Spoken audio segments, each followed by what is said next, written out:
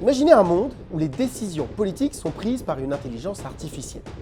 Les lois sont votées avec une précision algorithmique, sans copinage ni favoritisme, et les plans d'action sont optimisés pour servir le bien commun. Fini les querelles partisanes, les scandales de corruption, les fuites dans la presse à sensation.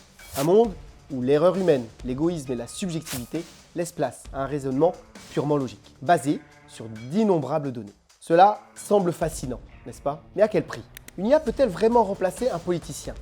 Incarner la volonté populaire et respecter nos valeurs démocratiques? N'allons-nous pas perdre une part essentielle de notre humanité, de notre capacité d'empathie et de représentation? Qu'est-ce que impliquerait un gouvernement dirigé ou fortement influencé par une IA? Et comment évaluer les bénéfices et les risques d'un tel scénario? Les avancées de l'IA, et plus particulièrement ces dernières années, des grands modèles de langage, ont littéralement explosé. On parle d'IA dans quasiment tous les secteurs, santé, finance, logistique, éducation. Mais lorsqu'il s'agit de politique, le sujet devient particulièrement sensible. L'idée d'une IA présidente ou première ministre semblait relever de la science-fiction il y a 10 ans. Aujourd'hui, la question mérite d'être posée. Les architectures de réseaux de neurones sont de plus en plus complexes, alors au-delà de simples modèles prédictifs, pour se muer en systèmes capables de raisonner, d'apprendre et parfois même d'adapter leur stratégie décisionnelle.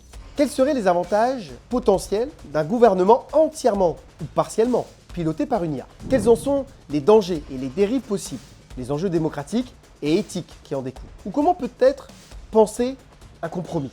L'IA comme conseillère plutôt que comme souveraine, une sorte de collaborateur technologique qui aiderait les responsables humains à prendre des décisions mieux informées. Trouillard! Trouillard! Monsieur Collard. Les politiciens, qu'ils soient de gauche, de droite ou du centre, restent des êtres humains.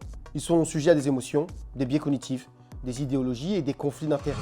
A l'inverse, une IA conçue pour analyser des millions de données économiques, sociales, environnementales et diplomatiques pourrait proposer des décisions plus objectives et détachées des pressions partisanes ou des lobbyistes. Les derniers modèles d'IA utilisés pour des tâches de synthèse et d'analyse montrent une capacité impressionnante à croiser des informations multiples, à détecter des tendances et à formuler des recommandations optimisées. L'idée est que sans émotion ni ambition personnelle, une IA pourrait réduire la corruption, l'influence d'intérêts privés et le populisme démagogique, proposant des politiques fondées principalement sur l'intérêt général. Les problèmes nationaux et internationaux sont de plus en plus complexes, que ce soit la transition énergétique, la lutte contre la pauvreté, la régulation des flux migratoires ou la gestion de crises sanitaires. Les variables à prendre en compte sont innombrables. Les algorithmes d'optimisation utilisés dans le secteur privé pour coordonner des flux logistiques ou les systèmes de planification avancés utilisés par des géants de l'industrie pourraient inspirer la gouvernance d'un pays. L'IA pourrait proposer en temps réel des ajustements politiques,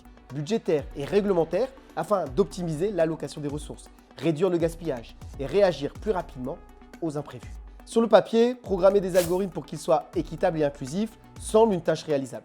L'IA pourrait être conçue pour représenter les intérêts des minorités, souvent négligées, faire émerger des voix invisibles, équilibrer les politiques sociales et économiques. Théoriquement, en s'assurant que les données d'entraînement sont diversifiées et en contrôlant les biais, on pourrait tendre vers une gouvernance plus juste. Les critères éthiques encodés dans l'IA pourraient favoriser une meilleure répartition des ressources, un accès plus équitable à l'éducation ou un système fiscal réellement progressif. Mais bien entendu, ceci reste une vision idéalisée qu'il faudra confronter à la réalité. Une décision politique n'est pas seulement une équation à résoudre. Elle touche des vies et des parcours individuels. L'empathie, la compassion, la capacité à écouter des témoignages vibrants et à ressentir le poids émotionnel d'une tragédie humaine sont des dimensions essentielles à la politique. L'IA, elle, ne ressent rien. Elle ne connaît pas la peur, la joie ou la colère. Dans le domaine de la santé, de la justice ou de l'éducation, une décision purement algorithmique pourrait ignorer des nuances essentielles humaines. Par exemple, un algorithme pourrait décider de ne pas financer un hôpital dans une région rurale s'il estime que le rendement socio-économique est trop faible, sans prendre en compte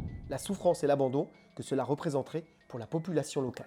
Contrairement à une idée reçue, l'IA n'est pas neutre par nature. Les modèles apprennent sur des données humaines, empreintes de biais culturels, politiques, historiques. Une IA, même sophistiquée, reste le reflet de ces données d'entraînement. Si les données sont partisanes, l'IA peut reproduire, voire amplifier ces biais. Elle peut se transformer en outil de propagande, influençant les décisions en fonction des idées préexistantes dans son corpus de données. Sans mécanisme de contrôle et de transparence, le risque est de déléguer le pouvoir à une entité qui, loin d'être objective, consoliderait des intérêts particuliers masqués derrière une aura de rationalité.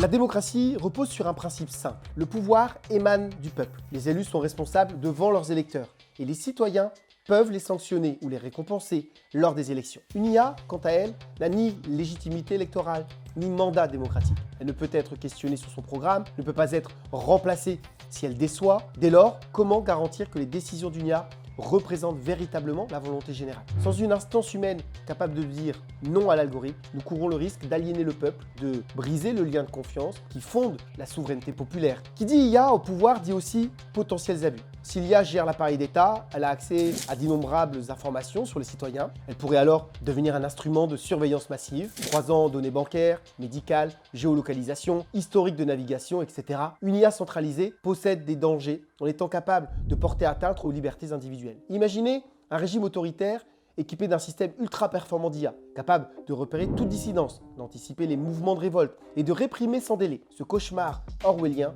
n'est pas qu'une fiction dystopique, il constitue un risque bien réel. La solution la plus réaliste et la moins risquée réside peut-être dans un modèle hybride. Au lieu de remplacer complètement les politiciens par une IA, pourquoi ne pas utiliser cette technologie comme un super assistant? Les humains conserveraient le dernier mot, tandis que l'IA fournirait des analyses fines, des rapports détaillés, des scénarios prospectifs et des mesures d'impact chiffrées permettant aux responsables politiques d'étayer leurs décisions sur des bases solides et objectives. Dans le domaine militaire, on voit déjà des IA d'aide à la décision stratégique qui assistent les états-majors dans l'analyse tactique. Les généraux restent aux commandes, mais peuvent s'appuyer sur une visibilité enrichie des données. Dans le domaine professionnel, les agents IA facilitent la productivité sans remplacer l'humain. Appliqué à la politique, un assistant IA pourrait aider un ministre à comprendre l'impact d'une réforme fiscale sur différentes catégories de population ou à anticiper les effets d'une nouvelle réglementation environnementale. D'ailleurs, des modèles existent et aident déjà à différents endroits dans l'univers de l'action publique. On parle ici d'un simple passage à l'échelle. Ce modèle hybride préserve l'humanité dans le processus décisionnel. Les politiciens, élus par le peuple, auraient à cœur d'écouter la machine, mais aussi d'exercer leur sensibilité morale, leur intuition, leur connaissance du terrain et leur empathie. L'IA deviendrait ainsi un outil d'aide à la décision plutôt qu'un despote froid et mathématique. Alors, l'IA pourrait-elle un jour gouverner nos sociétés? Sur le papier, elle offre des avantages incontestables. Objectivité, efficacité, neutralité théorique. Mais ces atouts sont contrebalancés par des risques colossaux. Déshumanisation, biais invisibles, absence de légitimité démocratique, potentiels abus de surveillance. Il semble probable que l'avenir réside plutôt dans un équilibre subtil. Plutôt que de remettre entièrement nos destinées entre les mains d'un algorithme, mieux vaut s'en servir pour y améliorer la qualité des décisions humaines, apporter de la lucidité, de la rigueur, tout en conservant nos valeurs démocratiques et notre humanité.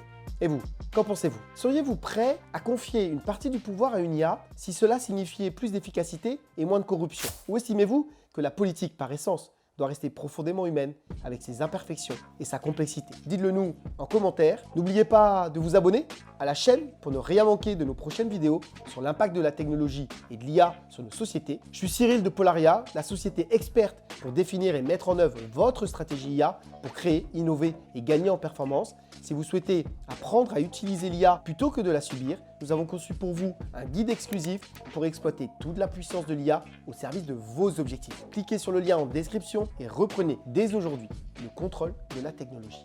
À très vite.